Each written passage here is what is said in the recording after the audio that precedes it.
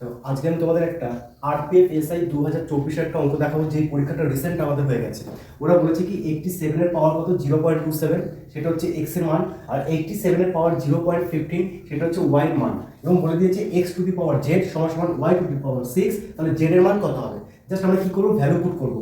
X এর মান কত 87, তার কত আছে 0.27, তাকে আমরা পাওয়ার করে দেবো কত জেড, কারণ এক্স এর মান হচ্ছে এটা, এক্স এর জায়গায় আমি এটা লিখলাম, ইকুয়াল টু ওয়াই। এই ওয়াই এর জায়গায় আমি কত লিখবো, 87 পাওয়ার হচ্ছে 0.15, তার পুরো পাওয়ার কত হলো 6। ঠিক আছে, তাহলে আমরা কি করবো, যখন আমার এরকম ব্র্যাকেটে থাকে এই পাওয়ারে পাওয়ারে গুণ হয়ে যায়, এই ব্র্যাকেট উঠে যায়, পাওয়ারে পাওয়ারে গুণ হয়ে যায়, তাহলে কত হবে 87 পাওয়ারে কত হবে 0.27 জেড ইকুয়াল টু 87, এটা গুণ হয়ে যাবে 6 15 90.90।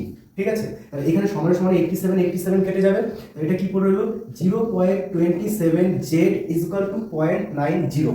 তাহলে আবার জেড এর মান চেয়েছে, তাহলে জেড ইকুয়াল টু 0.27, এখানে সব ভাগ হয়ে যাবে, 0.90 ডিভাইড বাই 0.27, এই পয়েন্ট তুলে দাও, 3 দিয়ে কাটো। ঠিক আছে, 9 দিয়ে কাটো, 9 10 90, 3 9 27, 3 দিয়ে 10 ভাগ করলে কত হবে 3.33। এটাই আমাদের অ্যান্সার ছিল।